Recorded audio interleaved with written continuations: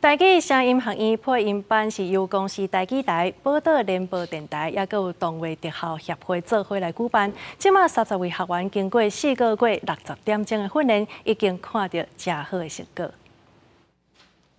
阿公，阿爸讲，这间厝内有无钱啊？敢有食食啊？阿弟敢有相信？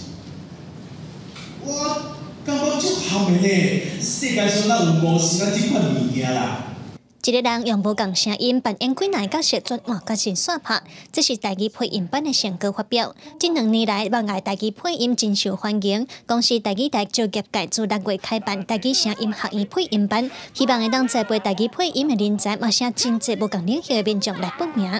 最近上红的、上请的就是几个节目，像咒啊，还有女鬼桥，因为即马拢敢若只是华语的，所以我希望未来会当有台语的这个配音的节目。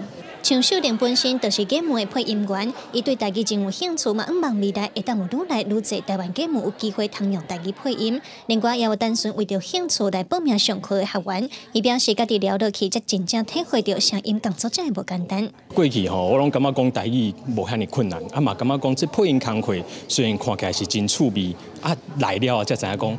不管是讲台语也好，还是讲做的这个配音工课也好，其实拢是真困难的代志。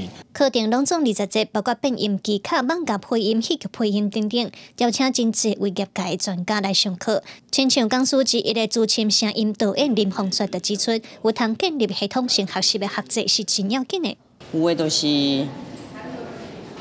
你上顶节，我上下节，迄个上后壁迄节，我感觉无连贯性啊。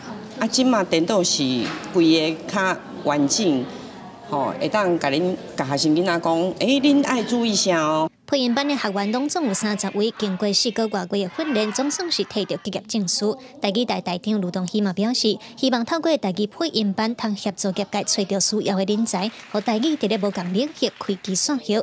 记者卢尚珠、郑俊佑台北报道。